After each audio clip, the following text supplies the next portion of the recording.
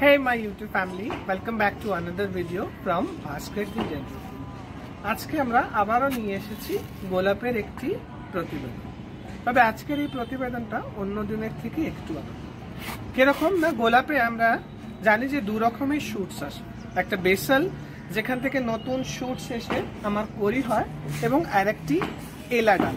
এই এলাডালকে আর এলাডাল আর বেসাল এই দুটোর মধ্যে তফাৎ যদি আমরা খুব ভালো মতন বুঝতে পারি তাহলে গাছের গ্রোথ খুব ভালো হবে। সাধারণত প্রাথমিকভাবে আমরা ভেবে থাকি যে সাত পাতার ডাল সমান সমান এলাডাল, কিন্তু আমি বলবো কখনোই নয়। সাত পাতার ডাল হলেই যে সেটা এলাডাল হয়ে যাবে, এটা একদমই ভুল ধারণা। আমরা জানি যে আমাদের এই যে গোলাপ গাছগুলো আপনারা যা দেখছেন এখানে বা বিভিন্ন বাগানে বা এক্সিবিশনে আমরা যেগুলো দেখি, সেগুলো বেশিরভাগটাই আমাদের হাইব্রিড গোলাপ গাছ, অর্থাৎ ইংলিশ, ডাচ এই ধরনের গোলাপ গাছ হয়ে থাকে, যেগুলো কি করে তৈরি করা হয় না, গ্রাফটিং করা হয়। যারা গ্রাফটিং করে আমি দেখালে আপনাকে ভালো মতন বোঝাতে পারবো।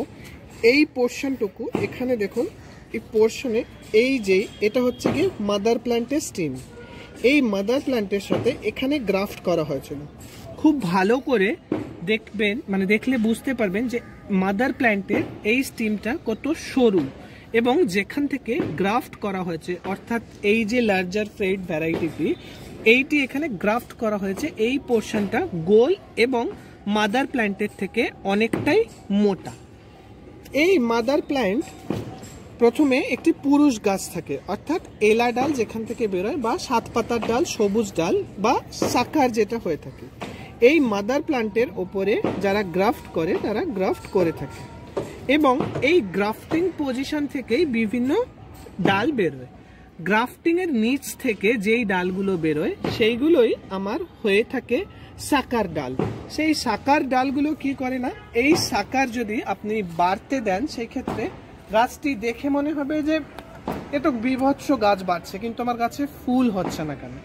তো সাত পাতার ডাল বা সাকার ডাল, রাদার গ্রাফটিং এর নিচের যেই ডাল, সেই ডালকে যদি আপনি বাড়তে দেন, আপনার গোলাপ গাছ আকারে বৃদ্ধি পেলেও এখানে কোনোভাবেই ফুল আসবে না। তার কারণ সেই ডালটি অর্থাৎ গ্রাফটিং এর নিচের পজিশন, মনে রাখবেন গ্রাফটিং এর নিচের পজিশন থেকে যেই ডাল বেরোবে সেটা 99.99% এলা ডাল, এবং সেই ডাল পুরুষ ডাল। এরা কি করে, এরা গাছের সমস্ত খাবার মাদার প্ল্যান্টকে দেয়, অর্থাৎ যে নিচের অংশ, গ্রাফটিং এর নিচের যে অংশ, এইখানে খাবার দেয়।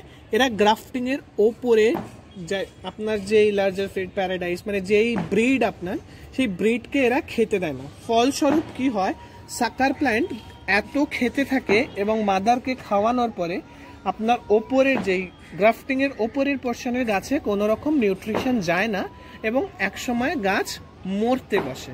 কিন্তু সব সাত পাতার ডালই এলা ডাল নয়, এই বিষয়ে আজকে আমাদের আলোচনা।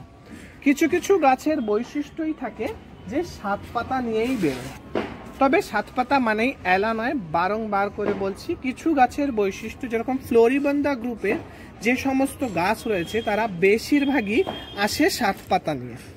আমার এই গাছটি এপটাইটস, একটি পার্পল কালারের খুব সুন্দর সুগন্ধিযুক্ত একটি গোলাপ, এবং আপনি খেয়াল করলে দেখতে পারবেন এর প্রতিটি ডাল, দেখুন আমি ভালো করে দেখানোর চেষ্টা করছি, এই যে অংশটা এটা মাদার প্ল্যান্টের অংশ, এইখানে আমার গ্রাফট করা হয়েছিল। এই গ্রাফটিং থেকে আমার পাতা যখন বেরিয়ে আসছে, প্রত্যেকটি দেখুন সাত পাতা, 1 2 3 4 5 6, 1 2 3 4 5 6 7, 1 2 3 4 5 6 7, 1 2 3 4 5 6 7, এবং এখানে 6টি, তারপরে এখান থেকে 5টা আসা শুরু করেছে।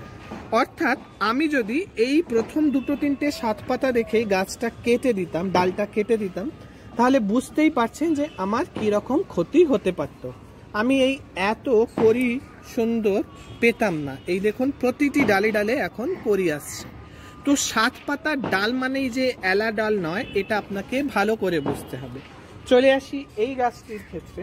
এই গাছটিতেও আপনি যদি দেখেন, এটা আমার মেন স্টিম, তারপরে এইখান থেকে আমার বেসাল শুরু হয়েছিল, এবং বেসাল, আর একটা জিনিস খেয়াল রাখবেন, বেসালের ওপর থেকে এলা ডাল বেরোনোর সম্ভাবনা খুবই কম, মানে 0.1%, তাও হয়তো হয় না। এবং দেখুন এখানেও 7 পাতা,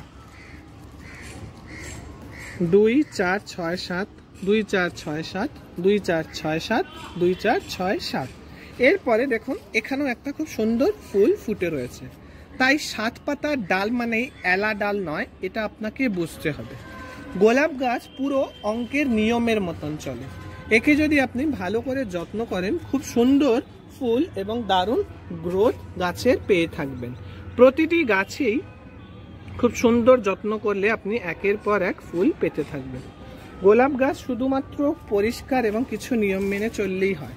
এবং এই ক্ষেত্রে আর একটি কথা আপনাদের বলে রাখি যে এলা ডাল অর্থাৎ পুরুষ ডাল যদি শুরুর দিকেই আপনি 4 থেকে 5টা এলা ডালকে নষ্ট করে দেন, এটা আমার পার্সোনাল এক্সপিরিয়েন্স থেকে আমি শেয়ার করছি। আমার এই প্রত্যেকটি গাছ প্রায় 1 বছর হতে চললো এবং শুরুতেই আমি 3 থেকে 4টে হয়তো এলা ডাল নষ্ট করেছিলাম। তারপর থেকে আমার কোনো গাছেই আর এলা ডাল বেরোয় না, যা বেরোয় প্রত্যেকটি বেসাল।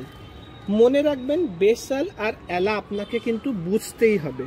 বোঝার একমাত্র উপায় হলো আমার যেখানে গ্রাফটিং হয়েছে, এই গাছটি একদম নতুন, আমি 9 তারিখে কিনে এনেছিলাম। দেখুন এখানে গ্রাফটিং হয়েছে, এই পোর্শনটার নিচে যতই ডাল বেরোক না কেন সেটা 99.99% শিওর যে সেটা এলা বা সাকার হবে, তাকে কোনোভাবেই বাড়তে দেবেন না। এই পোর্শনের ওপর থেকে যেটা বাড়বে তা সে 7 পাতা হোক, 9 পাতা হোক, 2 পাতা হোক, 1 পাতা, আপনি তাকে বড় হতে দিন। একটু বড় হলে তারপর তাকে কাটবেন। শুরুতেই 7 পাতা রেখে অনুগ্রহ করে আপনি আপনার গাছকে ক্ষতিগ্রস্ত হতে দেবেন না এবং কেটে ফেলবেন না। 7 পাতা মানেই যে এলা ডাল নয়, সেটা আমাদেরকে বুঝতে হবে। এই ছোট্ট ভিডিওটির মধ্যে দিয়ে আমি আশা করি আপনাদের বোঝাতে পেরেছি বেসাল এবং এলা ডালের পার্থক্য। বেসাল আমার সবসময় বেরোবে গ্রাফটিংয়ের ওপর এরিয়া থেকে এবং এলা বা সাকার আমার বেরোবে গ্রাফটিংয়ের নিচের পোর্শন থেকে। তাই গাছকে যত্ন নিন এবং ভরিয়ে তুলুন আপনার গোলাপ বাগান। এক একটি বেসালে খুব কম করে হলেও আপনি 2 থেকে 3টি ফুল পেয়ে যাবেন। এবং ফুল পাওয়ার পরে যেটা করবেন এক ঝাঁক গোলাপ পেতে, সেটা হলো যে 3 পাতার শেষ এবং 5 পাতার শুরু যেখান থেকে হচ্ছে সেখান থেকে ফুলটাকে কেটে দেবেন। ফুল শুকিয়ে যাওয়ার আগেই ফুলটা কেটে দেবেন। মনে রাখবেন যত বেশি ডাল তত বেশি গোলাপ।